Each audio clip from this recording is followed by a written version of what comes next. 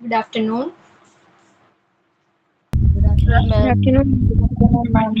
Okay. നമ്മളെന്താണ് Good afternoon. Good afternoon. Biomedical waste മാനേജ്മെന്റുമായി ബന്ധപ്പെട്ട എന്താണ് ഡിസ്പോസൽ മെത്തേഡ് ആണ് ഇപ്പോൾ ഡിസ്കസ് ചെയ്യുന്നത് അല്ലേ? ഏതൊക്കെയായിരുന്നു? ഇൻസിനറേഷൻ ടെക്നോളജി, പിന്നെ ഓട്ടോക്ലേവിംഗ്, മൈക്രോവേവ് ഇറിഡിയേഷൻ അതുവരെ കഴിഞ്ഞു. ഓക്കെ. ദെൻ കെമിക്കൽ മെത്തേഡ് ആണ്. നെക്സ്റ്റ് എന്താണ് കെമിക്കൽ മെത്തേഡ്? കെമിക്കൽ മെത്തേഡിന്റെ പ്രത്യേകത എന്താ? ഏതെങ്കിലും ഒരു സൊല്യൂഷൻ കെമിക്കൽ യൂസ് ചെയ്തുകൊണ്ട് കീടാണുക്കൾ അല്ലെങ്കിൽ എന്താണ് ജംസുകളെ നിർവീര്യമാക്കുന്ന ഒരു പ്രോസസ് ആണ് കെമിക്കൽ മെത്തേഡ്. നമ്മൾ ബ്ലഡ് അല്ലെങ്കിൽ ബോഡി ഫ്ലൂയിഡ് ഒക്കെ ആണെങ്കിൽ സാധാരണ 1% ഹൈപ്പോക്ലോറൈഡ് സൊല്യൂഷൻ ആണ് യൂസ് ചെയ്യാറ്. സോ എന്താണ് കെമിക്കൽ യൂസ് ചെയ്തുകൊണ്ട് ജംസുകളെ ഇല്ലാതാക്കുന്ന ഒരു പ്രോസസ് ആണ് കെമിക്കൽ മെത്തേഡ്സ് എന്നറിയപ്പെടുന്നത്. ക്ലിയർ ആണല്ലോ? ഇത് അഞ്ചാമത്തെ നോക്കിക്കോളൂ, plasma pyrolysis. Okay, plasma pyrolysis അതിന്റെ പ്രത്യേകത എന്താ? Plasma pyrolysis is an ultra-modern technology for safe removal of medical waste. It's an environment-friendly technology. The plasma pyrolysis process is the thermal degradation of organic substances in the absence of air, utilizing plasma energy. Okay, എന്താ പറയുന്നത്? Plasma pyrolysis എന്ന് പറയുന്നത് ഒരു ultra modern ടെക്നോളജിയാണ്. Safe ആയിട്ടുള്ള വേസ്റ്റുകളെ remove ചെയ്യാൻ പറ്റുന്ന എന്താണ് ഒരു അൾട്രാ മോഡേൺ ടെക്നോളജിയാണ് പ്ലാസ്മ പൈറോലിസിസ് എന്ന് പറയുന്നത്. അതേപോലെ തന്നെ എക്കോ ഫ്രണ്ട്ലി ആണ് ഈ മെത്തേഡ്. ഓക്കെ, ഇനി അതിൽ എന്താ ചെയ്യുന്നത്? പ്ലാസ്മ എനർജിയുടെ ഹെൽപ്പോട് കൂടി വേസ്റ്റുകളെ വിഘടിപ്പിക്കുന്ന ഒരു പ്രോസസ് ആണ് പ്ലാസ്മ പൈറോലിസിസ്. ഓക്കെ, പ്ലാസ്മ എനർജിയുടെ ഹെൽപ്പോട് കൂടി വേസ്റ്റുകളെ വിഘടിപ്പിച്ച് ഗ്യാസ് ഫോമിലേക്കോ അല്ലെങ്കിൽ സോളിഡ് ഫോമിലേക്കോ ട്രാൻസ്ഫർ ചെയ്യിക്കുന്നതിനുള്ള ഒരു മെത്തേഡ് ആണ് പ്ലാസ്മ പൈറോലിസിസ് എന്നറിയപ്പെടുന്നത്. ക്ലിയർ ആണോ? പ്ലാസ്മ പൈറോലിസിസ് പ്ലാസ്മ എനർജി ഉപയോഗിച്ചുകൊണ്ട് വേസ്റ്റുകളെ വിഘടിപ്പിക്കുന്ന method. Then land disposal. Sixth one ആണ് land disposal. As the name indicate, land disposal includes two methods which are open dumping and sanitary landfill. Open dumping is an unsecure method because the waste would then be discarded in any open space that may lead to pollution problems. For sanitary landfills, a secluded area is selected away from the population. The dumping is performed in the ditches layer-wise and care is taken so that waste is not exposed to the atmosphere. Okay, land disposal എന്താ പറയുന്നത്? Land disposal ആ പേര് സൂചിപ്പിക്കുന്നത് പോലെ തന്നെ രണ്ട് type of method ഉണ്ട് ഇതിൽ. ഏതൊക്കെയാണ്? ഫസ്റ്റ് വൺ ആണ് open dumping. Okay, and the second one sanitary landfill. Open ഡംപിങ്ങിന്റെ പ്രത്യേകത എന്താ? ഓപ്പൺ ഡംപിങ് എന്ന് പറഞ്ഞാൽ ഒരു അൺസെക്യൂർഡ് ആയിട്ടുള്ള ഒരു മെത്തേഡാണ്. അതായത് ഒരു ഓപ്പൺ പ്ലേസിൽ എന്ത് ചെയ്യുന്നു, നമ്മൾ നേരത്തെ പറഞ്ഞ പോലുള്ള വേസ്റ്റുകളെ കൊണ്ടുപോയി ഡംപ് ചെയ്യുന്ന ഒരു മെത്തേഡാണ് ഓപ്പൺ ഡംപിങ് എന്ന് പറയുന്നത്. എന്നാൽ സാനിറ്ററി ലാൻഡ്ഫിൽ എന്ന് പറഞ്ഞാൽ എന്താണ്? ഒരു സെക്ലൂഡഡ് ഏരിയ, അതായത് ഒരു ആളൊഴിഞ്ഞ പ്രദേശം സെലക്ട് ചെയ്ത് അവിടെ എന്ത് ചെയ്യുന്നു, ഡിച്ചസ് കുഴികൾ ഉണ്ടാക്കി ലെയർ വൈസ് ആയിട്ട് ഡിഫറെന്റ് ടൈപ്സ് ഓഫ് വേസ്റ്റുകളെ ഡിസ്പോസ് ചെയ്യുന്നതിനുള്ള ഒരു മെത്തേഡാണ് സാനിറ്ററി ലാൻഡ്ഫിൽ. ക്ലിയർ ആണോ? സോ ലാൻഡ് ഡിസ്പോസൽ എന്ന് പറഞ്ഞാൽ ടു ടൈപ്പ് ഓഫ് മെത്തേഡ് അതിൽ വരുന്നുണ്ട്. ഫസ്റ്റ് വൺ ആണ് ഓപ്പൺ ഡംപിങ്, ഓപ്പൺ ആയിട്ട് വേസ്റ്റുകളെ ഡംപ് ചെയ്യുന്ന ഒരു മെത്തേഡ്. ആൻഡ് സെക്കൻഡ് വൺ ആണ് സാനിറ്ററി ലാൻഡ്ഫിൽ, സെക്ലൂഡഡ് ഏരിയ തിരഞ്ഞെടുത്തുകൊണ്ട് അവിടെ ഡിച്ചസ് ഉണ്ടാക്കി അതിൽ ലെയർ വൈസ് ആയിട്ട് ഹ്യൂമൻ ഹെൽത്തിനെയും അതേപോലെ തന്നെ എൻവയോൺമെന്റിനെയും ബാധിക്കാത്ത രീതിയിൽ എല്ലാ പ്രിക്കോഷൻസും എടുത്തുകൊണ്ട് വേസ്റ്റുകളെ ഡിസ്പോസ് ചെയ്യുന്നതിനുള്ള ഒരു മെത്തേഡാണ് സാനിറ്ററി ലാൻഡ്ഫിൽ. ക്ലിയർ ആണോ? Land disposal. Okay, and the last one inertization. Inertization എന്താണ്? In anertization, to bring down the toxicity of the waste and minimize the likely risk, it's mixed with the cement or another inert material. Around 30 to 40% of the cement is blended with the waste. This method is useful for treating pharmaceuticals and for incineration ashes having high metal content. എന്താ അനർട്ടൈസേഷനിൽ പറയുന്നത്? അതായത് dangerous ആയിട്ടുള്ള active ആയിട്ടുള്ള വേസ്റ്റുകളെ non reactive ആക്കുന്നതിന് രൂപകൽപ്പന ചെയ്തിട്ടുള്ള ഒരു മെത്തേഡാണ് അനർട്ടൈസേഷൻ എന്ന് പറയുന്നത്. ഓക്കെ, അതായത് അതിന്റെ ടോക്സിസിറ്റി റെഡ്യൂസ് ചെയ്യുന്നതിന് വേണ്ടി ഈ വേസ്റ്റുകളോടൊപ്പം സിമന്റ് അല്ലെങ്കിൽ അതുപോലുള്ള മറ്റു മെറ്റീരിയൽസ്, ചുണ്ണാമ്പ്, കുമ്മായം, സിമന്റ് ഇതുമായിട്ട് കൂട്ടിക്കലർത്തുന്നു. ഏകദേശം എത്രയാണ്? 30 to 40% ഓഫ് സിമന്റ് ഈ ഒരു വേസ്റ്റിന്റെ കൂടെ കൂട്ടിക്കലർത്തുന്ന ഒരു മെത്തേഡാണ് അനർട്ടൈസേഷൻ എന്ന് പറയുന്നത്. ഓക്കെ, മെയിൻ ആയിട്ട് ഏത് ടൈപ്പ് ഓഫ് വേസ്റ്റുകൾക്കാണ് ഈ ഒരു മെത്തേഡ് യൂസ് ചെയ്യുന്നത്? ഫാർമസ്യൂട്ടിക്കൽസ്, അതേപോലെ തന്നെ ഇൻസിനറേഷൻ, ആഷ്. ഓക്കെ, ഈ ടൈപ്പ് ഓഫ് വേസ്റ്റുകൾക്കാണ് അനർട്ടൈസേഷൻ മെത്തേഡ് ഫോളോ ചെയ്യുന്നത്. ക്ലിയർ ആണോ? അനൈട്രൈസേഷൻ എന്ന് പറഞ്ഞാൽ എന്താണ്? ടോക്സിക് ആയിട്ടുള്ള വേസ്റ്റുകളോടൊപ്പം സിമെന്റ് അല്ലെങ്കിൽ ചുണ്ണാമ്പ്, കുമ്മായം പോലുള്ള അനേർട്ട് മെറ്റീരിയൽസ് കൂട്ടിക്കലർത്തുന്ന ഒരു പ്രോസസ്സിനെയാണ് അനൈട്രൈസേഷൻ എന്ന് പറയുന്നത്. സോ നമ്മളൊരു 7 ടൈപ്സ് ഓഫ് മെത്തേഡുകൾ പഠിച്ചു. ബയോമെഡിക്കൽ വേസ്റ്റുകളെ ഡിസ്പോസ് ചെയ്യുന്നതിനുള്ള 7 ടൈപ്സ് ഓഫ് മെത്തേഡുകൾ പഠിച്ചു. ഏതൊക്കെയായിരുന്നു? ഫസ്റ്റ് വൺ എന്തായിരുന്നു? ഇൻസിനറേഷൻ. ഓക്കെ, അതിന്റെ പ്രത്യേകത എന്താ? ഹൈ ടെമ്പറേച്ചർ യൂസ് ചെയ്തുകൊണ്ട് വേസ്റ്റുകളെ കത്തിച്ചു കളയുന്ന ഒരു പ്രോസസ്സാണ്. രണ്ടാമത്തെ എന്തായിരുന്നു? Second one autoclaving. ഓട്ടോക്ലേവിംഗ്. എന്താണ്? സ്റ്റീം സ്റ്റീം യൂസ് ചെയ്തുകൊണ്ട് വേസ്റ്റുകളിൽ നിന്നും ജെംസുകളെ നിർവീര്യമാക്കുക അല്ലെങ്കിൽ ഇല്ലാതാക്കുന്ന ഒരു പ്രോസസ്സ്. ആൻഡ് മൈക്രോവേവ് ഇറാഡിയേഷൻ എന്തായിരുന്നു?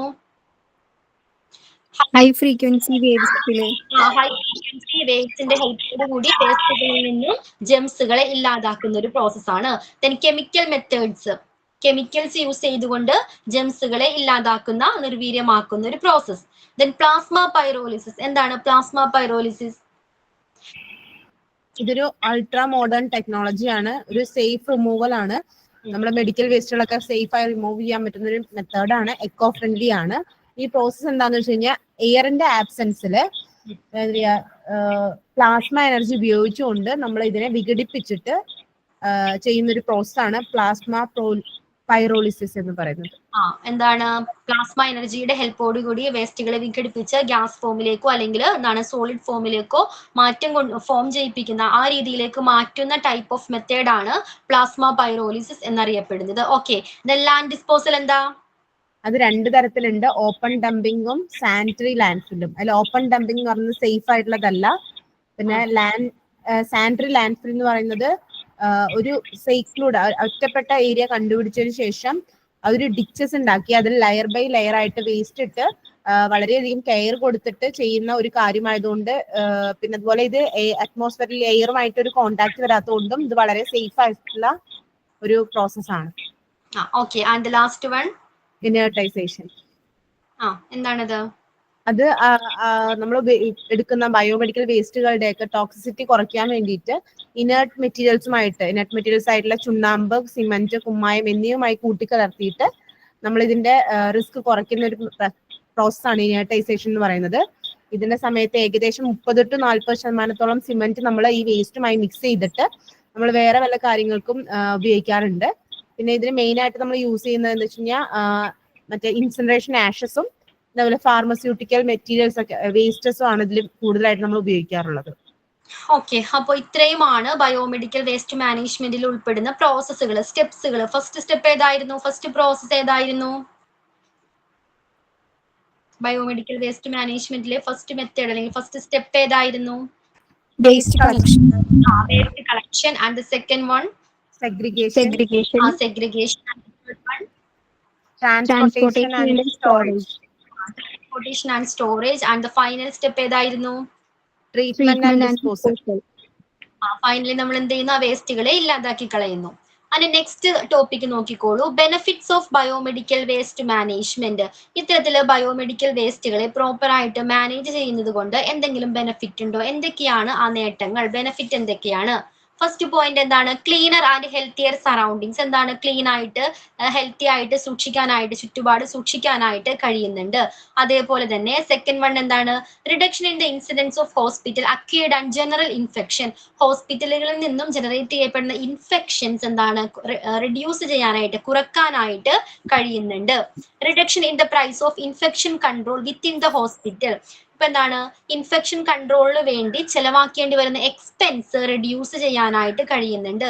നല്ല രീതിയിൽ എല്ലാ വേസ്റ്റുകളെയും പ്രോപ്പർ ആയിട്ട് എന്താണ് ഡിസ്പോസ് ചെയ്യുന്നത് കൊണ്ട് അസുഖങ്ങൾ അല്ലെങ്കിൽ എന്താണ് ഇൻഫെക്ഷൻ കൺട്രോളിന് വേണ്ടി ചെലവാക്കേണ്ടി വരുന്ന പൈസ കുറയ്ക്കാനായിട്ട് കഴിയുന്നുണ്ട്. ഇപ്പൊ എന്തെങ്കിലും ഒരു പാൻഡമിക് അല്ലെങ്കിൽ ഇൻഫെക്ഷൻ സ്പ്രെഡ് ആയാൽ അതിനെ തടയുന്നതിന് വേണ്ടി എന്തൊക്കെ കാര്യങ്ങൾ നമ്മൾ ശ്രദ്ധിക്കണം? ആളുകളെ എന്താണ് PPE കൊണ്ടുവരണം,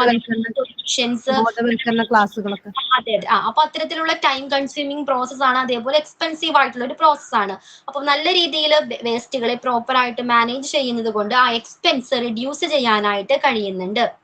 And the fourth one, reduction in the probability of disease and death due to reuse and repackaging infectious disposables. ഇപ്പൊ നമ്മൾ നീഡിൽസ് വൺ ടൈം ആണ് യൂസ് ചെയ്യേണ്ടത് അല്ലേ?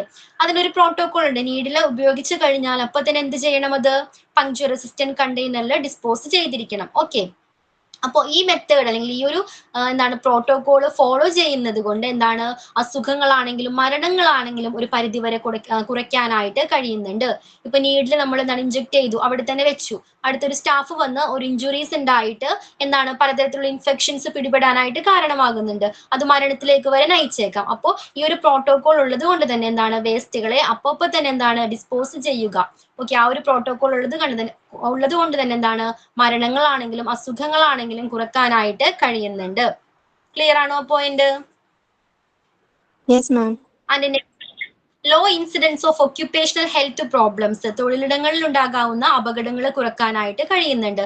ഇപ്പൊ സ്റ്റാഫുകൾക്കാണെങ്കിലും ആ ഫീൽഡിൽ വർക്ക് ചെയ്യുന്ന ഹെൽത്ത് കെയർ സ്റ്റാഫുകൾക്കാണെങ്കിലും നമ്മളിപ്പോ നേരത്തെ സെഗ്രിഗേഷന്റെ ടൈമിൽ പഠിച്ചു, വേസ്റ്റുകൾ എന്താണ് പ്രോപ്പർ ആയിട്ടാണ് വേർതിരിച്ചിട്ടാണ് ഡിസ്പോസ് ചെയ്യുന്നത്. അപ്പോൾ ഓരോ വേസ്റ്റ് ഹാൻഡിൽ ചെയ്യുമ്പോഴും ഇതിൽ ഏത് ടൈപ്പ് ഓഫ് വേസ്റ്റ് ആണ് അടങ്ങിയിരിക്കുന്നതെന്ന് ആ ലേബൽ കണ്ടിട്ടോ അല്ലെങ്കിൽ ആ കളർ കോഡുള്ള ബാഗ് കണ്ടിട്ടോ അവർക്ക് മനസ്സിലാക്കാനായിട്ട് കഴിയുന്നതാണ്. സോ അതിനെതിരെ എന്താണ് പ്രിക്കോഷൻസ് എടുക്കാനായിട്ടും കഴിയുന്നതാണ്. സോ തൊഴിലിടങ്ങളിലെ അപകടങ്ങൾ കുറക്കാനായിട്ട് കഴിയുന്നുണ്ട്. And the last point, improved image of the healthcare institutions and increase the quality of life. എന്താ പറയുന്നത്? നല്ല രീതിയിലുള്ള ഹെൽത്ത് കെയർ ഫെസിലിറ്റീസ് പ്രൊവൈഡ് ചെയ്യാൻ കഴിയുന്നത് കൊണ്ട് തന്നെ എന്താണ് ആ ഒരു ഹോസ്പിറ്റൽസിന്റെ ഇമേജ് ഇംപ്രൂവ് ചെയ്യാനായിട്ട് കഴിയുന്നുണ്ട്.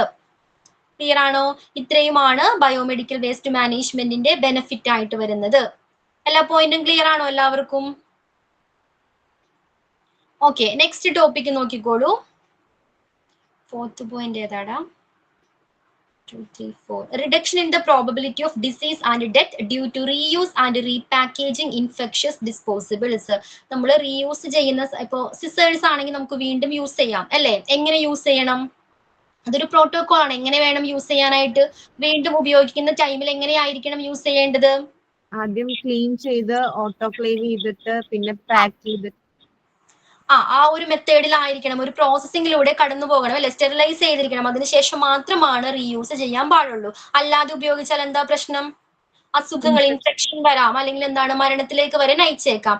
ആ ഒരു സിറ്റുവേഷൻസ് ഒഴിവാക്കാനായിട്ട് ഇങ്ങനെ ഒരു പ്രോട്ടോകോൾ ഉള്ളത് കൊണ്ട് അല്ലെങ്കിൽ ഇങ്ങനെ ഒരു ബയോമെഡിക്കൽ വേസ്റ്റ് പ്രോപ്പർ ആയിട്ട് മാനേജ് ചെയ്യുന്നത് കൊണ്ട് ആ ഒരു സിറ്റുവേഷൻസ് ഒഴിവാക്കാനായിട്ട് കഴിയുന്നുണ്ട്. ക്ലിയർ ആണോ? ഓക്കെ, നെക്സ്റ്റ് നോക്കിക്കോളൂ. Indian medical association goes eco friendly image, IMAGE image. Indian medical association goes eco friendly image എന്ന് പറയുന്നത് IMAID ഇന്ത്യൻ മെഡിക്കൽ അസോസിയേഷന്റെ ഒരു അനുബന്ധ സ്ഥാപനമാണ്. അതേപോലെ തന്നെ ഏകദേശം ഒരു 20 വർഷത്തോളമായിട്ട് എന്താണ് പ്രൈവറ്റ് ഹോസ്പിറ്റൽ ആണെങ്കിലും അല്ലെങ്കിൽ പ്രൈവറ്റ് ഹെൽത്ത് കെയർ സെന്റേഴ്സ് ആണെങ്കിലും അതേപോലെ ഗവൺമെന്റ് ഹെൽത്ത് കെയർ സെന്റേഴ്സിൽ നിന്നുള്ള എല്ലാ ടൈപ്പ് ഓഫ് ബയോമെഡിക്കൽ വേസ്റ്റുകളെയും ശാസ്ത്രീയമായിട്ട് സംസ്കരിക്കുന്നതിനുള്ള ഒരു പ്ലാന്റ് ആണ്, ഒരു സ്ഥാപനമാണ് ഇമേജ് എന്ന പേരിൽ അറിയപ്പെടുന്നത്. ക്ലിയർ ആണോ? സോ ഇമേജ് എന്താണെന്ന് ചോദിച്ചാൽ ഒറ്റ വാക്കിൽ എങ്ങനെ പറയാം? Biomedical waste disposal plant. Image എന്ന് പറയുന്നത് ബയോമെഡിക്കൽ വേസ്റ്റ് ഡിസ്പോസൽ പ്ലാന്റ് ആണ്. വേസ്റ്റുകളെ ഡിസ്പോസ് ചെയ്യുന്നതിനുള്ള പ്ലാന്റ് ആണ്. ക്ലിയർ ആണോ? നമ്മൾ പറഞ്ഞു വേസ്റ്റുകൾ എന്ത് ചെയ്യുക? കളക്ട് ചെയ്യുക, സെഗ്രിഗേറ്റ് ചെയ്യുക, അതിനുശേഷം ട്രാൻസ്പോർട്ട് ചെയ്യുക അല്ലേ? ഇനി ആ ഡിസ്പോസൽ മെത്തേഡ് നടക്കുന്നത് എവിടെയായിരിക്കും? നമ്മൾ കളക്ട് ചെയ്ത് വെച്ച എന്താണ് അല്ലെങ്കിൽ സെഗ്രിഗേറ്റ് ചെയ്ത് വെച്ച വേസ്റ്റുകളെ ട്രാൻസ്പോർട്ട് ചെയ്തു അല്ലേ? എങ്ങോട്ടേക്കാണ് ട്രാൻസ്പോർട്ട് ചെയ്യിക്കുന്നത്? ഈ പ്ലാന്റിലേക്കാണ് എല്ലാ ടൈപ്പ് ഓഫ് വേസ്റ്റുകളും എത്തുന്നത്. ഓക്കെ, അപ്പൊ ഇവിടെ വന്നിട്ടാണ് എല്ലാ വേസ്റ്റുകളെയും ശാസ്ത്രീയമായിട്ട് സംസ്കരിക്കുന്നത്, ഡിസ്പോസലിന് വിധേയമാക്കുന്നത്. അതിനുള്ള ഒരു പ്ലാന്റ് ആണ് ഇമേജ് എന്ന പേരിൽ അറിയപ്പെടുന്നത്. ക്ലിയർ ആണോ? ഇത് നോക്കിക്കോളൂ. Image associate with all modern medicine healthcare establishment in both private and government, like hospital based on their bed strength, clinics based on number of rooms and facilities, lab based on diagnostic facilities, dental clinics based on number of dental chairs. Okay, അപ്പൊ ഈ വേസ്റ്റുകൾ നമ്മൾ ഇത്തരം health care സെന്റേഴ്സിൽ നിന്നും collect ചെയ്യപ്പെടുന്ന വേസ്റ്റുകളെ എന്ത് ചെയ്യുന്നു? ഇമേജിൽ എത്തുന്നു, അവിടെ വെച്ച് ഡിസ്പോസലിന് വിധേയമാക്കുന്നു. ഇനി പലതരത്തിലുള്ള ഹോസ്പിറ്റലുകൾ ഉണ്ട്. ഏതൊക്കെയാണ്? ലാർജ് ഹോസ്പിറ്റൽ ഉണ്ട്, അതേപോലെ ചെറിയ രീതിയിൽ പ്രവർത്തിക്കുന്ന ഹോസ്പിറ്റലുകളുണ്ട് അല്ലെ. അതേപോലെ വലിയ ലാബുകളുണ്ട്, ചെറിയ രീതിയിൽ പ്രവർത്തിക്കുന്ന ലാബുകളുണ്ട്. ഇതിനെ എന്തിന്റെ ബേസിലാണ് ഇതിനെ കാറ്റഗറൈസ് ചെയ്യുന്നത്? ഇപ്പൊ ലാർജ് ഹോസ്പിറ്റൽ ആണെങ്കിൽ എന്തിന്റെ ബേസിലാണ്? ബെഡ് സ്ട്രെങ്ത്തിന്റെ എത്ര പേഷ്യന്റിന് കിടത്തി ചികിത്സ നൽകാനായിട്ട് കഴിയും, ആ ഒരു ബെഡ് സ്ട്രെങ്ത്തിന്റെ ബേസിലാണ് ലാർജ് ഹോസ്പിറ്റൽ ആണോ സ്മോൾ ആണോ എന്ന് തരംതിരിക്കുന്നത്. ഓക്കെ, അതേപോലെ തന്നെ ക്ലിനിക്സ് ആണെങ്കിലോ റൂമിന്റെ നമ്പറിലും ഫെസിലിറ്റീസ് അവർ പ്രൊവൈഡ് ചെയ്യുന്ന ഫെസിലിറ്റീസ് അല്ലെങ്കിൽ റൂംസിന്റെ ബേസിലാണ് ഏത് ടൈപ്പ് ഓഫ് ക്ലിനിക്സ് ആണെന്ന് ഡിറ്റർമിൻ ചെയ്യുന്നത്. ഓക്കെ, ലാബുകളാണെങ്കിലോ ഡയഗ്നോസ്റ്റിക് ഫെസിലിറ്റീസ് അവർ പ്രൊവൈഡ് ചെയ്യുന്ന ഡയഗ്നോസ്റ്റിക് ഫെസിലിറ്റീസിന്റെ ബേസിലാണ് ചെറിയ ലാബാണോ അല്ലെങ്കിൽ വലിയ രീതിയിൽ പ്രവർത്തിക്കുന്ന ലാബാണോ എന്ന് തീരുമാനിക്കുന്നത്. ഇനി ഡെന്റൽ ക്ലിനിക്സ് ആണെങ്കിലോ ഡെന്റൽ ചെയറുകളുടെ ഡെന്റൽ ചെയറിന്റെ പ്രത്യേകത എന്താ? സാധാരണ ഒരു ടൈപ്പ് ഓഫ് ചെയർസ് ആണോ? അല്ല, എന്താണ്? ഡെന്റൽ രീതിയിലുള്ള ട്രീറ്റ്മെന്റും നൽകുന്നതിന് ആവശ്യമായ എല്ലാ ഫെസിലിറ്റീസും പ്രൊവൈഡ് ചെയ്തിരിക്കുന്ന, അറ്റാച്ച് ചെയ്തിരിക്കുന്ന ഒരു ടൈപ്പ് ഓഫ് ചെയർ ആണ് ഡെന്റൽ ചെയർ എന്ന് പറയുന്നത്. ഓക്കെ, അപ്പൊ എത്ര നമ്പർ ഓഫ് ഡെന്റൽ ചെയർസ് ഉണ്ട്, അതിന്റെ ബേസിലാണ് ഒരു ലാർജ് ഡെന്റൽ ക്ലിനിക് ആണോ അല്ലെങ്കിൽ ഒരു സ്മോൾ ചെറിയ രീതിയിൽ പ്രവർത്തിക്കുന്ന ഡെന്റൽ ക്ലിനിക്സ് ആണോ എന്ന് തീരുമാനിക്കുന്നത്. ഓക്കെ, ക്ലിയർ ആണോ? ഇനി ഒരു ഡൗട്ട്സ് വരാം, എന്തിനാണ് ഇങ്ങനെ നോക്കുന്നത്, അതായത് എന്തിനാണ് ഇങ്ങനെ ക്ലാസിഫൈ ചെയ്യുന്നത്? അതായത് ഇമേജിൽ എത്തിച്ചേരുന്ന വേസ്റ്റുകൾ അവിടെ എന്താണ് നമ്മൾ പ്രോപ്പർ ആയിട്ട് ഡിസ്പോസ് ചെയ്യണം, വേണ്ടേ? അതിനൊരു ചെറിയൊരു എമൗണ്ട്, ഒരു എമൗണ്ട് എന്താണ് ക്യാഷ് ഇവരിൽ നിന്നും ഈ ഹെൽത്ത് കെയർ സെന്റേഴ്സിൽ നിന്നും ഈടാക്കുന്നുണ്ട്. ഓക്കെ, അപ്പൊ ലാർജ് ഹോസ്പിറ്റൽ ആണെങ്കിൽ വലിയൊരു എമൗണ്ട് ആയിരിക്കും അവരിൽ നിന്നും ഈടാക്കുന്നത്. അതേപോലെ തന്നെ ചെറിയ ഒരു എമൗണ്ട്, ചെറിയൊരു എന്താണ് ഹെൽത്ത് കെയർ സെന്റർ ആണെങ്കിൽ അതിനനുസരിച്ചുള്ള ഒരു എമൗണ്ട് ആയിരിക്കും എന്താണ് ഈടാക്കുന്നത്. ക്ലിയർ ആണോ? സോ ഇമേജിൽ എന്താണ് വേസ്റ്റുകൾ എത്തിച്ചേരുന്നു, അതിനുശേഷം എന്താണ് ഇതിന്റെ ബേസിലാണ് അവർ ക്യാഷ് ഈടാക്കുന്നത്. നോക്കിക്കോളൂ, nominal non returnable fees being charge at the time of affiliation. Affiliation എന്ന് പറഞ്ഞാൽ എന്താണ്? അതായത് അഫിലിയേഷന്റെ ടൈമിൽ ഈ ഹെൽത്ത് കെയർ സെന്റേഴ്സിൽ നിന്നും ചെറിയൊരു എമൗണ്ട് അവരെന്താണ് ഫീ ഈടാക്കുന്നുണ്ട്, ചാർജ് ചെയ്യുന്നുണ്ട്. ക്ലിയർ ആണോ? അഫിലിയേഷൻ എന്ന് പറഞ്ഞാൽ ഇപ്പൊ നാളെ ഒരു ഹോസ്പിറ്റൽ സ്റ്റാർട്ട് ചെയ്തു, ഉടനെ തന്നെ അവിടെ നിന്നും വേസ്റ്റുകൾ കൊണ്ടുപോയി ഇമേജിൽ എന്താണ് ഡിസ്പോസ് ചെയ്യാനായിട്ട് കഴിയില്ല. അതിനു മുൻപ് ചില ഒരു ഫോർമൽ റിലേഷൻഷിപ്പ് ബിൽഡ് ചെയ്യേണ്ടതുണ്ട് അല്ലെ, ഒരു ചില ഫോർമാലിറ്റീസ് ഉണ്ട്, എഗ്രിമെന്റ്സ് ഒക്കെ ഉണ്ട്, അതിനെയാണ് അഫിലിയേഷൻ എന്ന് പറയുന്നത്. ആ അഫിലിയേഷന്റെ ടൈമിൽ ചെറിയൊരു എമൗണ്ട് ചാർജ് ചെയ്യുന്നുണ്ട്. ക്ലിയർ ആണല്ലോ? Then the operating expense being met by charging a nominal monthly fee as operational cost declared for the category HCI. അതായത് ഇനി അവിടെ എത്തുന്ന എല്ലാ ടൈപ്പ് ഓഫ് വേസ്റ്റുകളെയും ഡിസ്പോസ് ചെയ്യണം, അതിന് ചില എക്സ്പെൻസ് വരുന്നുണ്ട് അല്ലെ. ആ എക്സ്പെൻസ് മീറ്റ് ചെയ്യുന്നത് എങ്ങനെയാ? ഈ ഹെൽത്ത് കെയർ ഇൻസ്റ്റിറ്റ്യൂഷൻസിൽ നിന്നും അല്ലെങ്കിൽ ഹെൽത്ത് കെയർ സെന്റേഴ്സിൽ നിന്നും മന്ത്ലി ഒരു എമൗണ്ട് ചാർജ് ചെയ്യുന്നുണ്ട്. ക്ലിയർ ആണോ? ഇത് അഫിലിയേഷൻ ടൈമിൽ ഒരു എമൗണ്ട് ചാർജ് ചെയ്യുന്നുണ്ട്, അതേപോലെ തന്നെ ഈ മന്ത്ലി ഇത്തരം കാര്യങ്ങൾ ഓപ്പറേറ്റ് ചെയ്യുന്നതിന് വേണ്ടി, മീറ്റ് ചെയ്യുന്നതിന് വേണ്ടി എന്താണ് മന്ത്ലി ഒരു എമൗണ്ടും ചാർജ് ചെയ്യുന്നുണ്ട്. ക്ലിയർ ആണോ? ഇത് okay, next നോക്കിക്കോളൂ. Image was started at Palakkad and it was commissioned on 14th December 2003. The image plan has been working successfully from January 2004 and has been providing commendable service to the state since its formation. Image thereby guarantees scientific removal of infectious waste generated from healthcare institutions across Kerala within 48 hours, in line with the provisions laid down in the Biomedical Waste Management Rules 2016 released by the Ministry of Environment and Forest, Government of India. ഇനി image start ചെയ്തത് എന്നായിരുന്നു? In which year? ഏത് ഇയറിലായിരുന്നു? 2003 okay, എവിടെയായിരുന്നു? Palakkad. Okay, Palakkad 2003 December 14 image commission ചെയ്തത്. Okay, ഇനി അത് successful ആയിട്ട് പ്രവർത്തനം ആരംഭിച്ചത് ജാനുവരി 2004 മുതലാണ്. 2003 കമ്മീഷൻ ചെയ്തെങ്കിലും അത് സക്സസ്ഫുള്ളി നല്ല രീതിയിൽ പ്രവർത്തിക്കാൻ തുടങ്ങിയത് 2004 മുതലാണ്. ഓക്കെ, അപ്പൊ ഇമേജിൽ കേരളത്തിൽ ഉടനീളമുള്ള എല്ലാ ഹെൽത്ത് കെയർ സെന്റേഴ്സിൽ നിന്നും 48 അവേഴ്സിനുള്ളിൽ ജനറേറ്റ് ചെയ്യപ്പെടുന്ന എല്ലാ ടൈപ്പ് ഓഫ് വേസ്റ്റുകളും ഇമേജിൽ എത്തിച്ചേരുകയും അവിടെ നിന്ന് എന്ത് ചെയ്യുന്നു? എല്ലാ ഇൻഫെക്ഷനെയും അവർ ഗ്യാരണ്ടി ചെയ്യുന്നുണ്ട്, എല്ലാ ഇൻഫെക്ഷനെയും എന്താണ് എല്ലാ ഇൻഫെക്റ്റഡ് ആയിട്ടുള്ള വേസ്റ്റുകളെയും സേഫ് ആയിട്ട് റിമൂവ് ചെയ്യുമെന്ന് എന്താണ് ഇമേജ് ഗ്യാരണ്ടി ചെയ്യുന്നുണ്ട്. ഓക്കെ, ഇനി ഇതുമായി ബന്ധപ്പെട്ട ബയോമെഡിക്കൽ വേസ്റ്റ് മാനേജ്മെന്റ് റൂൾ നമ്മൾ പഠിച്ചു. എന്നായിരുന്നു? ഏത് ഇയറിലായിരുന്നു? Biomedical waste management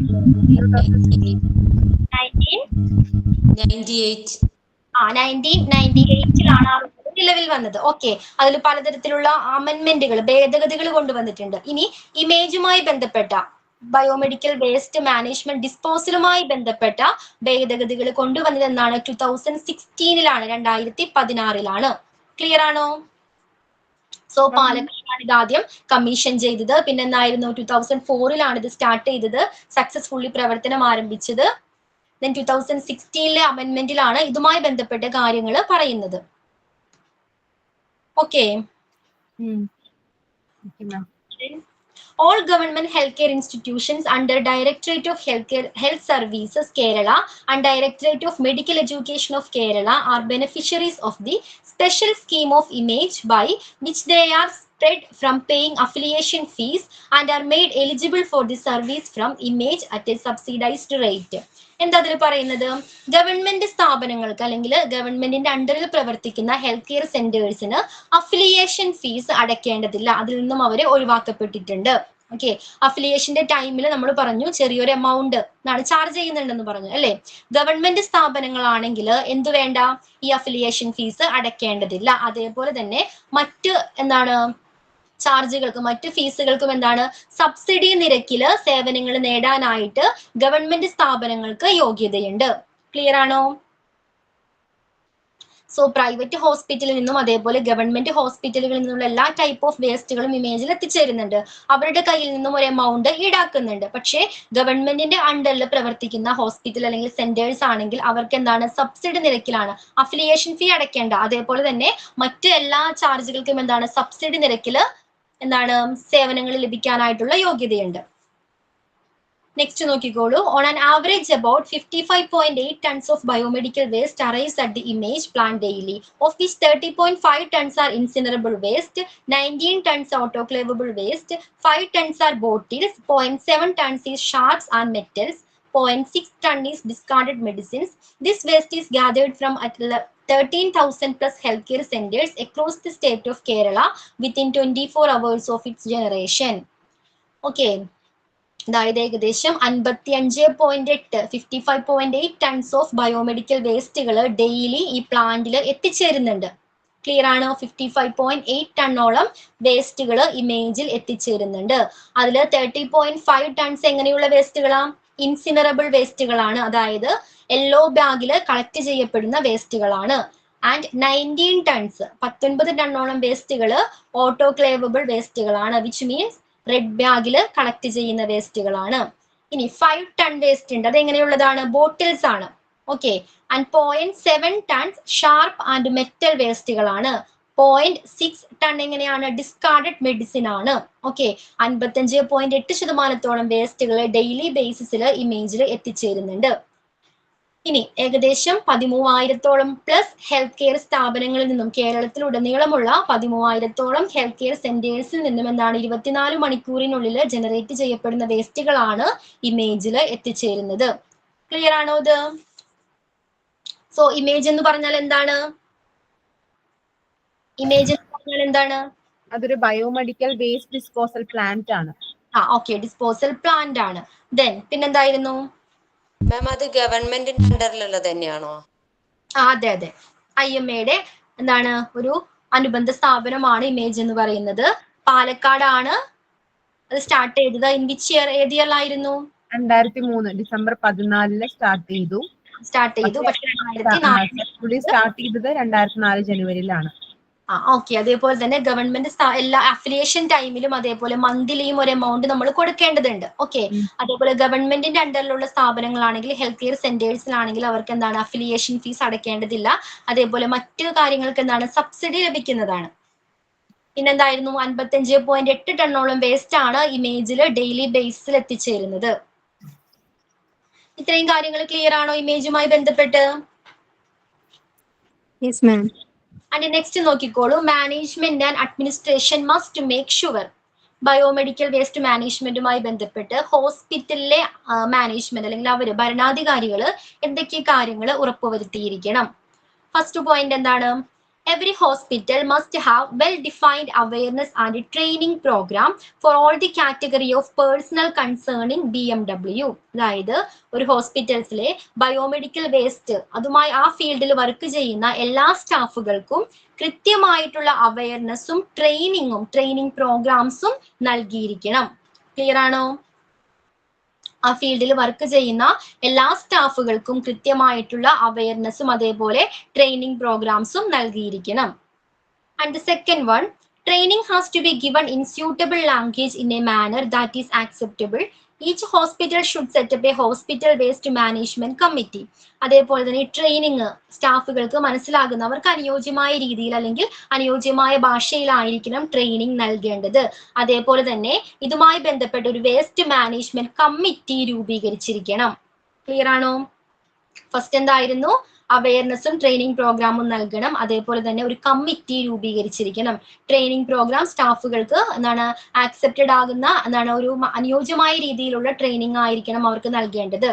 and the third one, this committee should be liable for making hospital specific action plan for hospital waste management and its supervision, monitoring and implementation. ഇനി നേരത്തെ നമ്മൾ പറഞ്ഞൊരു committee വേണമെന്ന് പറഞ്ഞാൽ കമ്മിറ്റിയുടെ ഉത്തരവാദിത്തങ്ങൾ റെസ്പോൺസിബിലിറ്റീസ് എന്തൊക്കെയാണ്?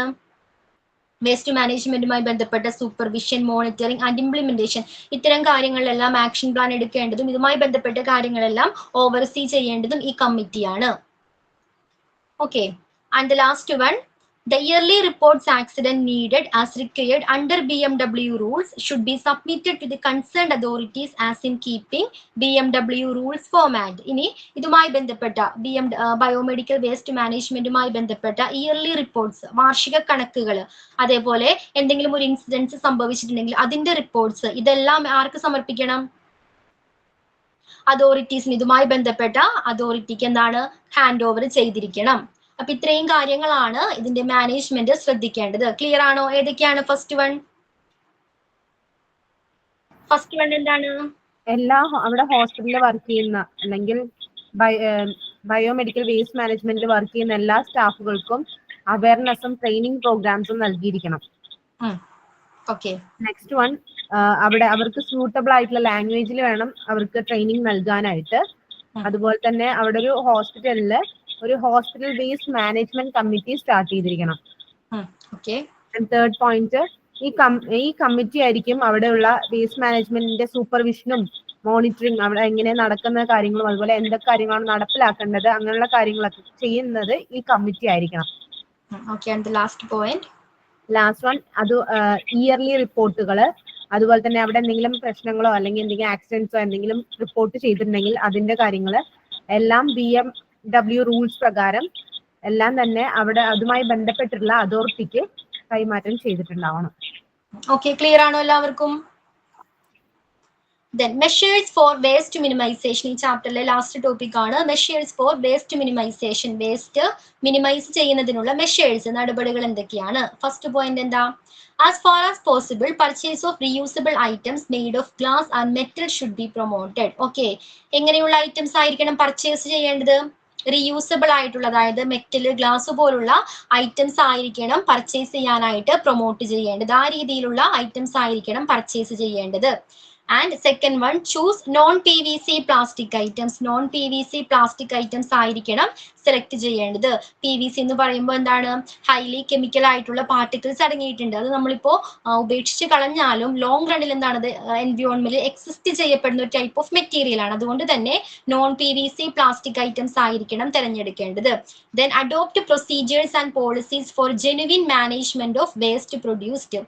പ്രൊഡ്യൂസ് ചെയ്യപ്പെടുന്ന വേസ്റ്റുകൾ എന്താണ്? പ്രോപ്പർ ആയിട്ട് മാനേജ് ചെയ്യുന്നതിന് ആവശ്യമായ എല്ലാ പോളിസീസും അഡോപ്റ്റ് ചെയ്തിരിക്കണം അല്ലെങ്കിൽ സ്വീകരിച്ചിരിക്കണം.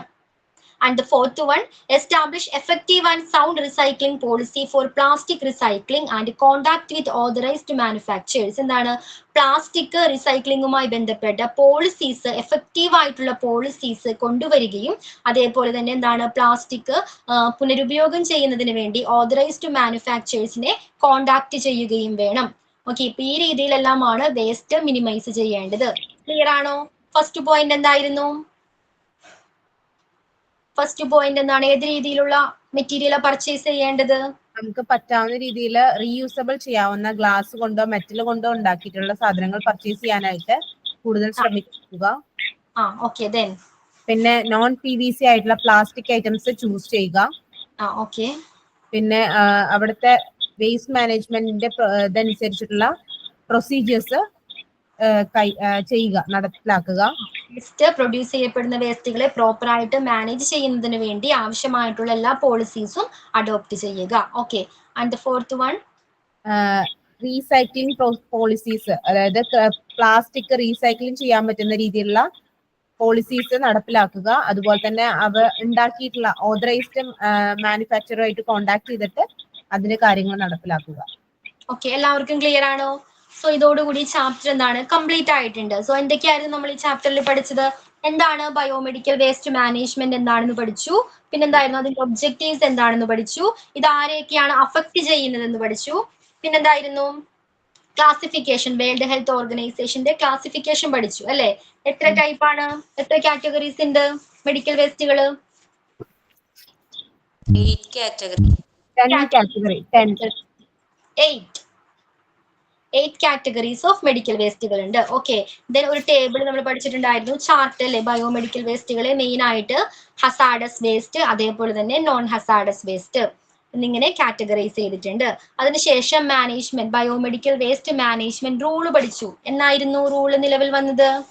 1998 അതിനുശേഷം ഒരു ഒക്യുപ്പയറിന്റെ, ഈ സ്റ്റാഫിന്റെ, ഈ ബയോമെഡിക്കൽ വേസ്റ്റ് മാനേജ്മെന്റ് ആ ഫീൽഡിൽ വർക്ക് ചെയ്യുന്ന സ്റ്റാഫിന്റെ ഡ്യൂട്ടീസ് എന്തൊക്കെയാണെന്ന് പഠിച്ചു.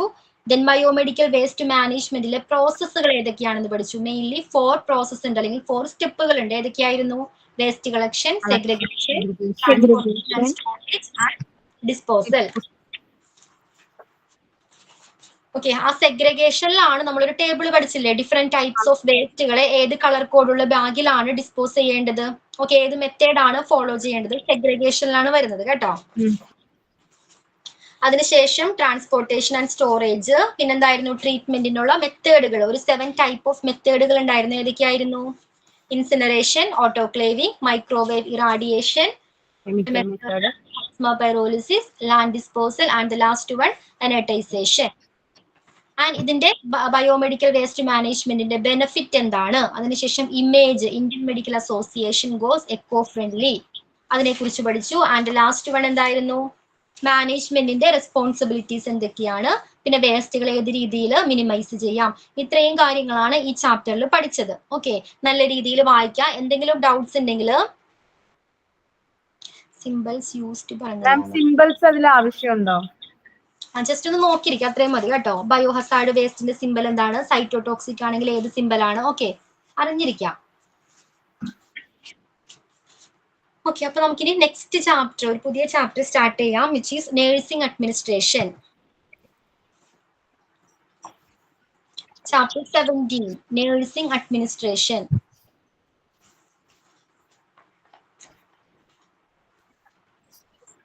കിട്ടിയോ?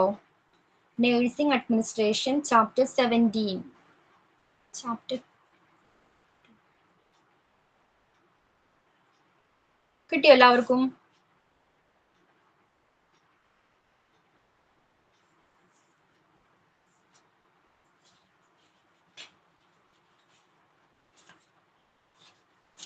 ഓക്കെ, നോക്കിക്കോളൂ.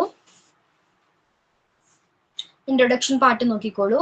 Nursing is a profession that offers services which benefit the health and well-being of people. Nursing administration is a leadership position in a specific healthcare environment. Okay, nursing എന്ന് പറയുന്നത് എന്ത് profession ആണ്? എന്താണ് nursing എന്ന് പറയുന്നത്? ആളുകൾക്ക്, ഓരോ ഇൻഡിവിജ്വലിനും ആവശ്യമായിട്ടുള്ള ഹെൽത്തിനും അവരുടെ വെൽബീയിങ്ങിനും ആവശ്യമായ സർവീസുകൾ പ്രൊവൈഡ് ചെയ്യുന്നതിനുള്ള ഒരു പ്രൊഫഷൻ ആണ് നേഴ്സിംഗ് എന്ന് പറയുന്നത്.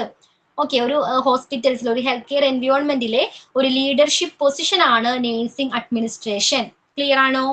നേഴ്സിംഗ് എന്ന് പറയുന്നത് ആളുകൾക്ക് എന്താണ്, സർവീസ് പ്രൊവൈഡ് ചെയ്യുന്ന ഒരു പ്രൊഫഷൻ ആണ്. Then the definition of administration refers to the collection of people who are in charge of making and applying laws and norms, or those in leadership position who come for important tasks such as staffing process. Okay, ഇനി administration എന്ന് പറഞ്ഞാൽ എന്താണ്? സ്റ്റാഫിങ്ങുമായി ബന്ധപ്പെട്ട അല്ലെങ്കിൽ staffing പ്രോസസ്സുമായി ബന്ധപ്പെട്ട തീരുമാനങ്ങൾ എടുക്കുക, അതേപോലെ laws and norms rules and regulations എല്ലാം ക്രമീകരിക്കുക, അതേപോലെ സ്റ്റാഫുകളെ തിരഞ്ഞെടുക്കുക. ഇത്തരം കാര്യങ്ങൾ ചെയ്യുന്നതുമായി ബന്ധപ്പെട്ട തീരുമാനങ്ങൾ എടുക്കുന്ന ഒരു ഗ്രൂപ്പ് ഓഫ് പീപ്പിൾസിനെയാണ് അഡ്മിനിസ്ട്രേഷൻ എന്ന് പറയുന്നത്. ക്ലിയർ ആണോ? സ്റ്റാഫിങ്ങുമായി ബന്ധപ്പെട്ട തീരുമാനങ്ങൾ എടുക്കുക, അതേപോലെ തന്നെ പിന്നെന്തായിരുന്നു, റൂൾസ് ആൻഡ് റെഗുലേഷനുമായി ബന്ധപ്പെട്ട കാര്യങ്ങൾ ക്രമീകരിക്കുക, പിന്നെന്തായിരുന്നു, അപ്പൊ ഇത്തരം കാര്യങ്ങളുമായി ബന്ധപ്പെട്ട തീരുമാനങ്ങൾ എടുക്കുന്ന ഒരു ഗ്രൂപ്പ് ഓഫ് പീപ്പിളിനെയാണ് നമ്മൾ അഡ്മിനിസ്ട്രേഷൻ എന്ന് പറയുന്നത്. അത് ക്ലിയർ ആണോ? നേഴ്സിംഗ് എന്താണ്, അഡ്മിനിസ്ട്രേഷൻ എന്താണ്? ഇനി സ്റ്റാഫിംഗ് പ്രോസസ്. സ്റ്റാഫിംഗ് എന്ന് പറഞ്ഞാൽ എന്താണ്? Staffing means the continuous process of searching, choosing, analysing and creating working relationship with present or future employees. എന്താണ് സ്റ്റാഫിംഗ് എന്ന് പറഞ്ഞാൽ? നമുക്ക് ഇങ്ങനെ പറയാം, അതായത് ജീവനക്കാരെ കണ്ടെത്തുക, അവരെ നിയമിക്കുക, അതിനുള്ള ഒരു പ്രോസസ്സാണ് സ്റ്റാഫിംഗ്. ഓക്കെ, നേഴ്സസിന് എന്ത് ചെയ്യാം, ഏത് സ്റ്റാഫിനെയാണ് ആവശ്യം അവരെ കണ്ടെത്തുക, അവരെ അപ്പോയിന്റ് ചെയ്യുക, ആ ഒരു പ്രോസസ്സാണ് സ്റ്റാഫിംഗ് എന്നതുകൊണ്ട് ഉദ്ദേശിക്കുന്നത്. എന്നാൽ സ്റ്റാഫിംഗ് പ്രോസസ് എന്ന് പറഞ്ഞാൽ എന്താണ്? ജസ്റ്റ് നമുക്ക് കുറെ ആപ്ലിക്കേഷൻസ് ലഭിച്ചു, അതിൽ നിന്ന് ഒരു റാൻഡം ബേസിൽ ഏതെങ്കിലും ഒരു സ്റ്റാഫിനെ തിരഞ്ഞെടുത്ത് അപ്പോയിന്റ് ചെയ്യാൻ പറ്റുമോ? അങ്ങനെയാണോ ചെയ്യേണ്ടത്? അങ്ങനെയാണോ? അല്ല. എങ്ങനെയാണ്? ചില പ്രോസസ്സിലൂടെ കടന്നു പോകേണ്ടതുണ്ട് അല്ലെ? അതിനെയാണ് സ്റ്റാഫിംഗ് പ്രോസസ് എന്ന് പറയുന്നത്. ഏതൊക്കെയാണ്? involves manpower planning to have the right person in the right position. Okay, right person in the right position. That means staffing process consists of identifying the type and amount of nursing care needed by the patient and selecting and appointing personnel from the obtainable applicants. അതായത് ഏത് തരത്തിലുള്ള nursing care ആണോ ഒരു പേഷ്യന്റിന് ആവശ്യമെന്ന് കണ്ടെത്തുക. Which means എന്ന് പറഞ്ഞാൽ എന്താ? ഒരു ഹോസ്പിറ്റൽസിന് ഏത് ഫീൽഡിൽ, ഏത് മേഖലയിൽ വർക്ക് ചെയ്യുന്ന സ്റ്റാഫിനെയാണ് ആവശ്യം, അത് കണ്ടെത്തുക. ഓക്കെ, എന്നിട്ട് എന്ത് ചെയ്യുക? അനലൈസ് ചെയ്യുക, അവർക്ക് എല്ലാ ക്വാളിഫിക്കേഷനും ഉണ്ടോ എന്ന് ഉറപ്പുവരുത്തുക, ഇവാലുവേറ്റ് ചെയ്യുക. അങ്ങനെ ഒരു റൈറ്റ് പേഴ്സണെ റൈറ്റ് പൊസിഷനിൽ അപ്പോയിന്റ് ചെയ്യുക. അതിനെയാണ് സ്റ്റാഫിംഗ് പ്രോസസ് എന്നതുകൊണ്ട് ഉദ്ദേശിക്കുന്നത്. ക്ലിയർ ആണോ?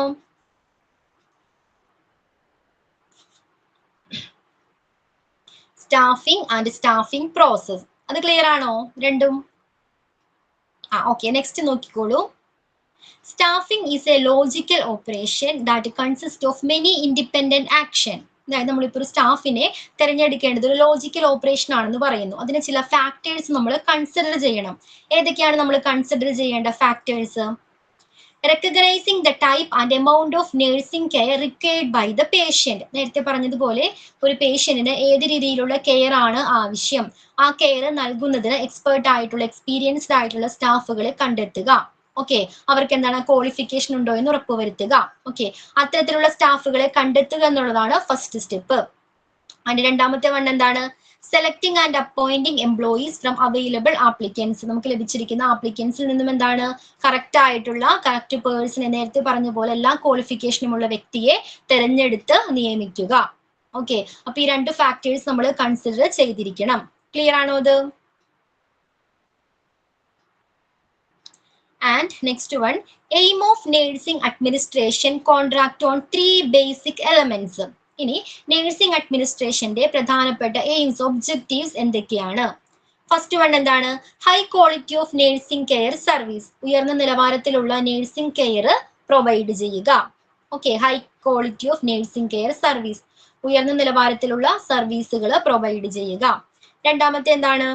A structured but flexible stimulating environment with job satisfaction as well as a chance to develop their knowledge and skill.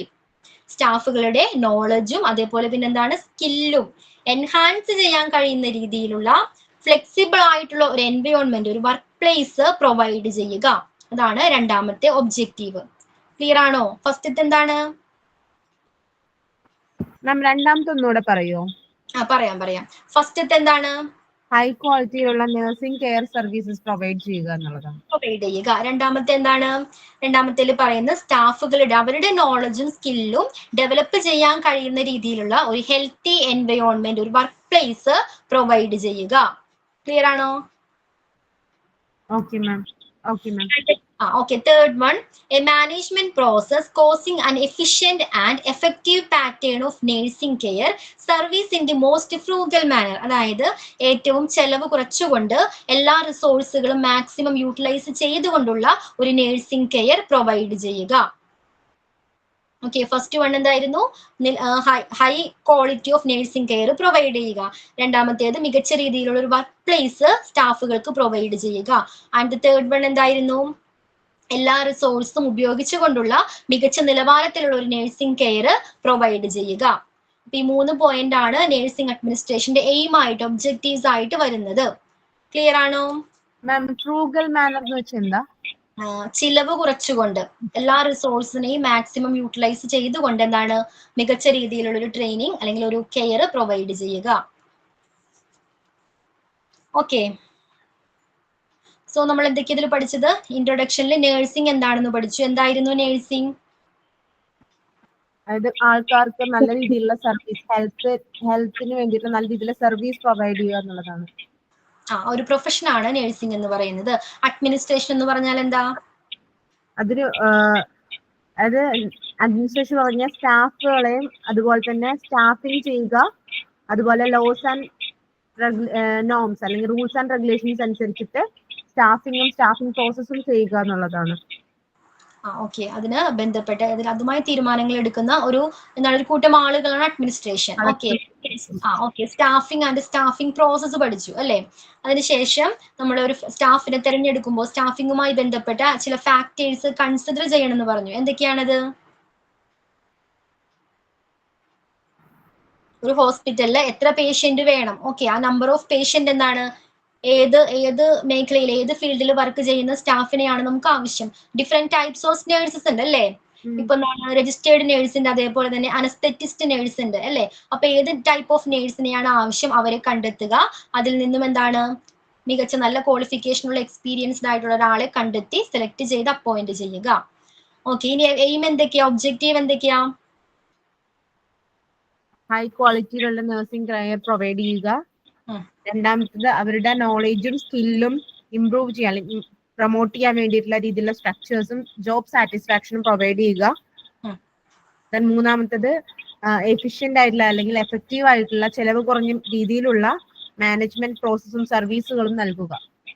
Okay, and important elements of സ്റ്റാഫിംഗിന്റെ പ്രധാനപ്പെട്ട എലമെന്റ്സുകൾ ഏതൊക്കെയാണ്? ഒരു ജീവനക്കാരൻ അല്ലെങ്കിൽ ഒരു വ്യക്തിയെ നിയമിക്കുമ്പോൾ എന്തൊക്കെ കാര്യങ്ങൾ ശ്രദ്ധിക്കണം? അതിന്റെ ഇമ്പോർട്ടന്റ് എലമെന്റ്സ് ഏതൊക്കെയാണ്? ഫസ്റ്റ് വൺ എന്താണ്? Quality and quantity of nursing staff. It depends on the suitable educational training given to the nursing staff for the kind of service they are being made ready for.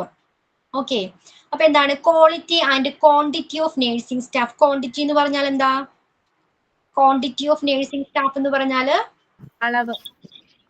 എത്ര സ്റ്റാഫുകൾ വേണം? നേഴ്സിനെ clear ആയില്ലല്ലോ എനിക്ക്. എത്ര നേഴ്സിനെ വേണം? ഈ ഒരു ഹോസ്പിറ്റൽസിൽ എത്ര നേഴ്സിനെ വേണം? അത് ഫസ്റ്റ് നമ്മൾ എന്ത് ചെയ്യണം? കണ്ടെത്തണം. ആൻഡ് ക്വാളിറ്റി, ആ തിരഞ്ഞെടുക്കുന്ന ആ നേഴ്സസിന് എന്താണ് നമ്മൾ പറയുന്ന ജോലി ചെയ്യാനുള്ള ക്വാളിഫിക്കേഷൻ ഉണ്ടോ? അവർക്ക് ആ മേഖലയിൽ എഡ്യൂക്കേഷൻ ലഭിച്ചിട്ടുണ്ടോ? ട്രെയിനിങ് ലഭിച്ചിട്ടുണ്ടോ? എക്സ്പീരിയൻസ്ഡ് ആണോ? ഇത്തരം കാര്യങ്ങൾ എന്താണ് ചെക്ക് ചെയ്തിരിക്കണം. ക്ലിയർ ആണോ?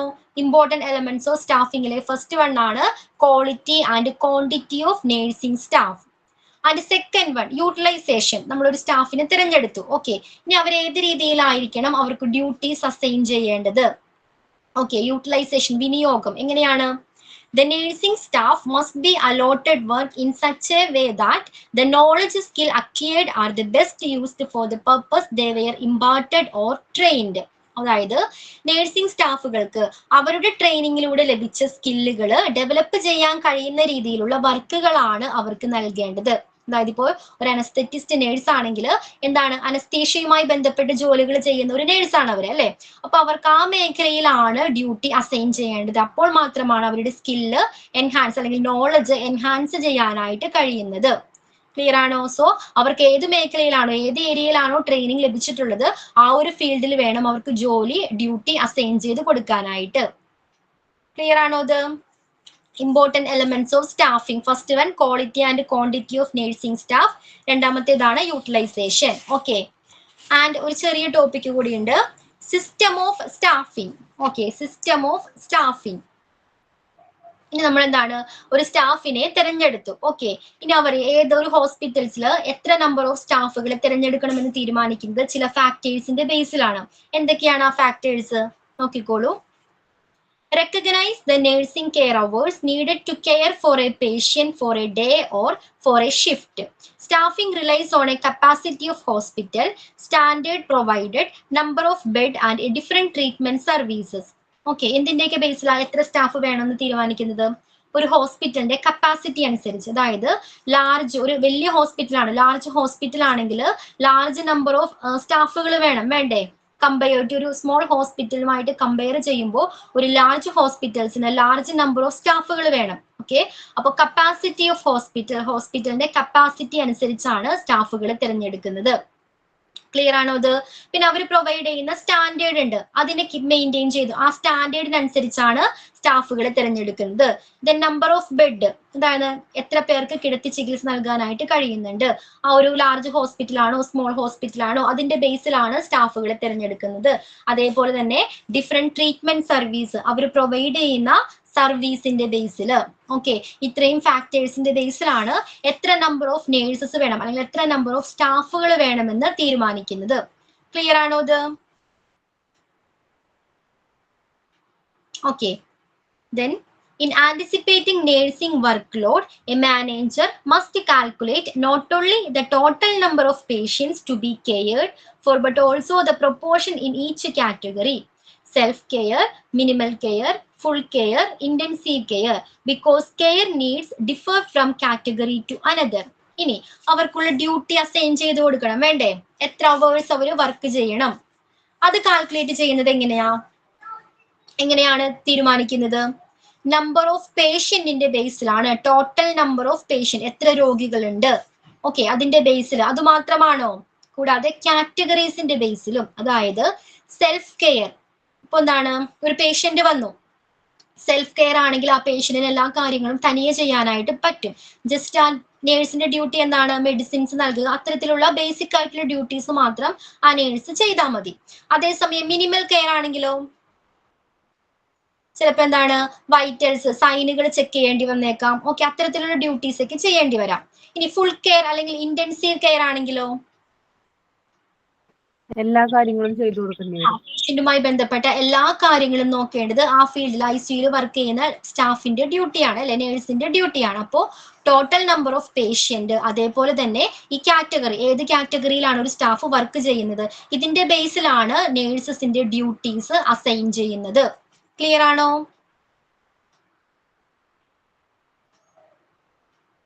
ഓക്കെ, അപ്പൊ ഇത്രയും കാര്യങ്ങളാണ് നമ്മൾ ഇന്നത്തെ ക്ലാസ്സിൽ ഡിസ്കസ് ചെയ്തത്. നെക്സ്റ്റ് ക്ലാസ്സിൽ വരുമ്പോൾ types of patient care include, അവിടെ മുതൽ ലാസ്റ്റ് നമുക്ക് നെക്സ്റ്റ് ക്ലാസ്സിൽ ഈ ചാപ്റ്റർ കംപ്ലീറ്റ് ചെയ്യണം. നേഴ്സസിന്റെ ഹൈറാർക്കി വരുന്നുണ്ട്, ഗ്രേഡ് സിസ്റ്റം ഉണ്ടല്ലോ നേഴ്സസിന്റെ, അതുവരെ കംപ്ലീറ്റ് എന്താണ് റീഡ് ചെയ്തിട്ട് വേണം വരാനായിട്ട്. ഓക്കെ ആണോ? സോ എന്തൊക്കെ കാര്യങ്ങൾ നമ്മൾ ഇന്നത്തെ ക്ലാസ്സിൽ പഠിച്ചത്? എന്തൊക്കെയായിരുന്നു? Nursing administration.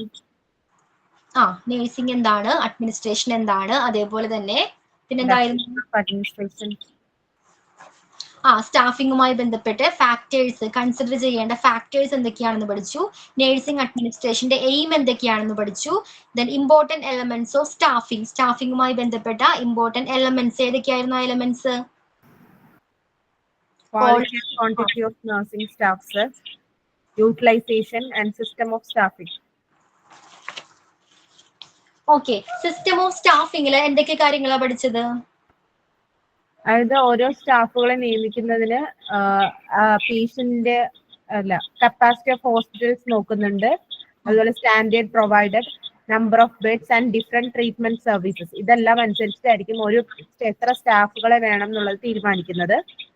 അതുപോലെ തന്നെ നഴ്സിംഗിന്റെ വർക്ക് ലോഡ് മാനേജ് ചെയ്യാൻ വേണ്ടിയിട്ട് ടോട്ടൽ നമ്പർ ഓഫ് പേഷ്യൻസിന്റെ കാൽക്കുലേഷനും അതുപോലെ തന്നെ ഈ ഓരോ കാറ്റഗറീസും എടുക്കുന്നുണ്ട്. അത് സെൽഫ് കെയർ ഉള്ളതാണോ, മിനിമൽ കെയർ ആണോ, ഫുൾ കെയർ ആണോ, ഇന്റൻസീവ് കെയർ ആണോ, ഇങ്ങനെയുള്ള കെയറുകളെ അനുബന്ധപ്പെട്ടിട്ടും അതുപോലെ തന്നെ ടോട്ടൽ നമ്പർ ഓഫ് പേഷ്യന്റിനെയും രണ്ടും കാൽക്കുലേറ്റ് ചെയ്തിട്ടാണ് ഓരോ സ്റ്റാഫുകളെ നിയമിക്കുന്നതും അവർക്കുള്ള വർക്ക് ലോഡ് ഷിഫ്റ്റ് ചെയ്യുന്നതും. ഡിസൈൻ ചെയ്യുന്നതും. ഓക്കെ, ക്ലിയർ ആണല്ലോ. ഇനി ബയോമെഡിക്കൽ വേസ്റ്റിൽ എന്തൊക്കെയാ പഠിച്ചത്? ജസ്റ്റ് ഒന്ന് ബ്രീഫ് ആയിട്ട് പറഞ്ഞ് എന്തൊക്കെ പഠിച്ചു biomedical വേസ്റ്റില്?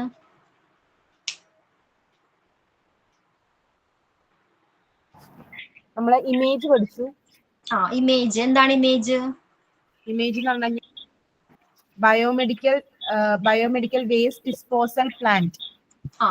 Biomedical waste disposal plant ആണ് ശാസ്ത്രീയമായിട്ട് എല്ലാ ഹോസ്പിറ്റലിൽ നിന്നും കളക്ട് ചെയ്യപ്പെടുന്നത്. പ്രൈവറ്റ് ആണെങ്കിലും ഗവൺമെന്റ് ആണെങ്കിലും ഇത്തരം ഹെൽത്ത് കെയർ സെന്റേഴ്സിൽ നിന്നും കളക്ട് ചെയ്യപ്പെടുന്ന എല്ലാ ടൈപ്പ് ഓഫ് വേസ്റ്റുകളെയും ശാസ്ത്രീയമായിട്ട് ഡിസ്പോസലിന് വിധേയമാക്കുന്ന ഒരു സ്ഥാപനം അല്ലെങ്കിൽ ഒരു പ്ലാന്റ് ആണ് ഏത് ഇമേജ് എന്ന പേരിൽ അറിയപ്പെടുന്നത്.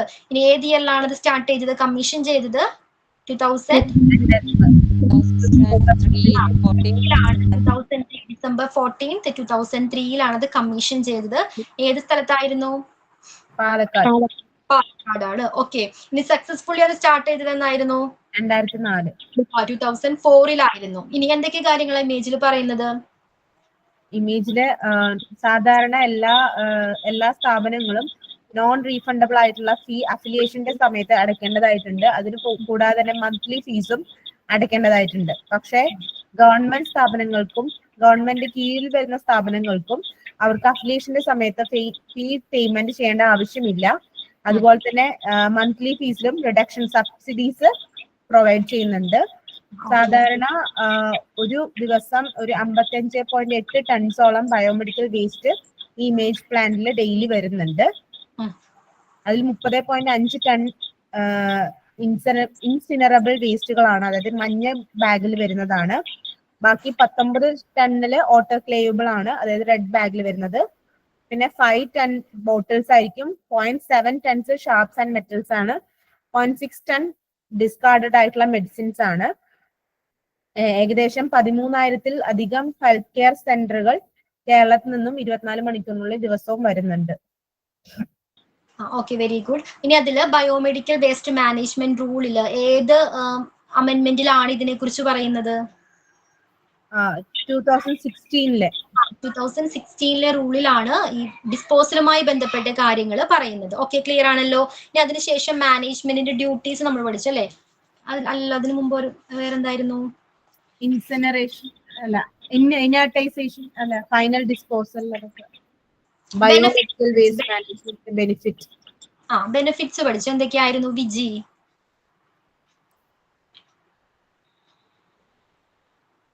ഹോസ്പിറ്റലിൽ എന്താ പറയാ ബയോമെഡിക്കൽ വേസ്റ്റ് മാനേജ്മെന്റുമായി ബന്ധപ്പെട്ടുള്ള സ്റ്റാഫുകൾക്ക് ട്രെയിനിങ് നൽകിയിരിക്കണം.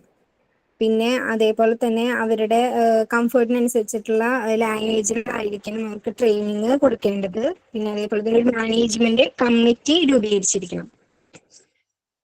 പിന്നെ അതേപോലെ തന്നെ ഈ committee supervision monitoring. Benefit of biomedical waste beneficial of biomedical waste management ചോദിച്ചേ. ഓക്കെ.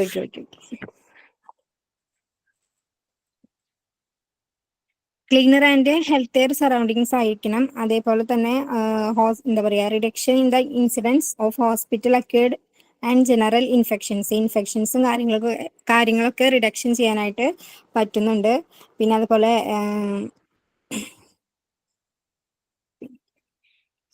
ഡിസീസുകളും ഡെത്തുകളൊക്കെ കുറയ്ക്കാനായിട്ട് ഈ റീപാക്കേജിങ് ഇൻഫെക്ഷൻ ഡിസ്പോസിബിൾ മൂലം സാധിക്കുന്നുണ്ട്. പിന്നെ low incidence of occupational health problems കുറയ്ക്കുന്നുണ്ട്.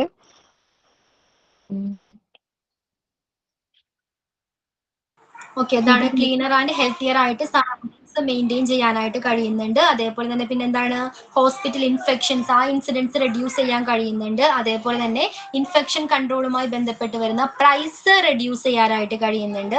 പിന്നെ എന്താണ് ഒക്യുപ്പേഷണൽ ഹെൽത്ത് പ്രോബ്ലംസ് റെഡ്യൂസ് ചെയ്യാൻ കഴിയുന്നുണ്ട്. പിന്നെന്താണ് ഇതുമൂലം എന്താണ് ഒരു ഹോസ്പിറ്റൽസിന്റെ ഇമേജ് ഇംപ്രൂവ് ചെയ്യാനായിട്ടും കഴിയുന്നുണ്ട്.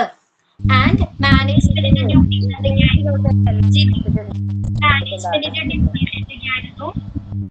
Management and administration must make sure. അതിലെന്തൊക്കെയാണ് നമ്മൾ ഡിസ്കസ് ചെയ്തത്? ഫസ്റ്റ് വൺ എന്തായിരുന്നു? ഹോസ്പിറ്റലിലെ വേസ്റ്റ് കൊടുക്കേണ്ട ആവശ്യമുണ്ടോ? വോയിസ് ബ്രേക്ക് ആവുന്നുണ്ട്. എന്തായിരുന്നു ഫസ്റ്റ് വൺ? എന്തായിരുന്നു? എല്ലാ ഹോസ്പിറ്റൽസിലെയും ബയോമെഡിക്കൽ വേസ്റ്റ് മാനേജ്മെന്റുമായി ബന്ധപ്പെട്ട് ഫീൽഡിൽ വർക്ക് ചെയ്യുന്ന സ്റ്റാഫുകൾക്ക് എന്താണ് ട്രെയിനിങ്ങും അതേപോലെ തന്നെ അവയർനെസ്സും നൽകിയിരിക്കണം. പിന്നെന്താണ് ഒരു കമ്മിറ്റി, ഇതുമായി ബന്ധപ്പെട്ട കമ്മിറ്റി രൂപീകരിച്ചിരിക്കണം. ഈ കമ്മിറ്റിയുടെ ഡ്യൂട്ടീസ് എന്തൊക്കെയാ? ഇതുമായി ബന്ധപ്പെട്ട ആക്ഷൻ പ്ലാനുകൾ രൂപീകരിക്കുക, സൂപ്പർവൈസ് ചെയ്യുക, മോണിറ്റർ ചെയ്യുക, ഇത്തരം ഡ്യൂട്ടീസ് ആണ് ആ കമ്മിറ്റിക്ക് ഉള്ളത്. ഇനി ഇയർലി റിപ്പോർട്ടുകൾ, ഇതുമായി ബന്ധപ്പെട്ട എന്തെങ്കിലും ആക്സിഡന്റ് റിപ്പോർട്ട്സുകളെല്ലാം എന്താണ് ഈ അഡ്മിനിസ്ട്രേറ്റീവ് അല്ലെങ്കിൽ എന്താണ് അതോറിറ്റിക്ക് സമർപ്പിച്ചിരിക്കണം. ഇനി വേസ്റ്റുകളെ ഏതെല്ലാം രീതിയിൽ മിനിമൈസ് ചെയ്യാം? ഏതെല്ലാം രീതിയിലാ? റീയൂസബിൾ ആയിട്ടുള്ള മെറ്റീരിയൽസ് വീണ്ടും പർച്ചേസ് ചെയ്യാനായിട്ട് ശ്രദ്ധിക്കുക. അതേപോലെ തന്നെ non PVC plastic items select ചെയ്യുക. പിന്നെന്താണ് വേസ്റ്റുകൾ, ജനറേറ്റ് ചെയ്യപ്പെടുന്ന വേസ്റ്റുകളെ മാനേജ് ചെയ്യുന്നതിന് ആവശ്യമായിട്ടുള്ള പോളിസീസ് അഡോപ്റ്റ് ചെയ്യുക. ആൻഡ് ലാസ്റ്റ് വൺ എന്തായിരുന്നു? പ്ലാസ്റ്റിക് റീസൈക്ലിംഗുമായി ബന്ധപ്പെട്ട എഫക്റ്റീവ് പോളിസികൾ കൊണ്ടുവരിക. ക്ലിയർ ആണോ? സോ നെക്സ്റ്റ് ക്ലാസ്സിൽ ആ നേഴ്സിംഗ് അഡ്മിനിസ്ട്രേഷന്റെ ബാക്കിയെല്ലാം ടോപ്പിക് എന്താണ് റീഡ് ചെയ്തിട്ട് വേണം വരാനായിട്ട്. ഓക്കെ, മാം ഇതിൽ ക്ലാസ് വൈൻഡപ്പ് തരാടാ. നമുക്ക് ഇതിന്റെ ബയോമെഡിക്കലിന്റെ MCQ അയച്ചേക്കാം കേട്ടോ. Okay ma'am. ഓക്കെ ഓക്കെ നമുക്ക് ക്വസ്റ്റ്യൻസ് ചെയ്യാനുള്ള ടൈം ഇല്ല, അതുകൊണ്ടാണ് കേട്ടോ. ഞാൻ അയച്ചേക്കാം, ചെയ്തേക്കാം. Okay, bye. Thank you ma'am. Thank you ma'am. Thank you ma'am. Thank you ma'am.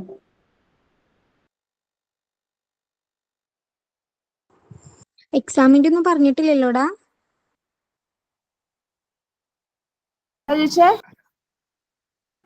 എക്സാമിന്റെ ഒന്നും വിവരം അറിഞ്ഞിട്ടില്ലല്ലോ?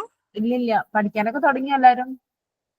എവിടെ കണ്ടിട്ടുണ്ടായിരുന്നല്ലോ ഗ്രൂപ്പില്, പിന്നെ 10-ാം തീയതിക്ക് ശേഷം പിന്നെ എക്സാം ഉണ്ടാവും പറഞ്ഞിട്ടുണ്ട് എന്ന്.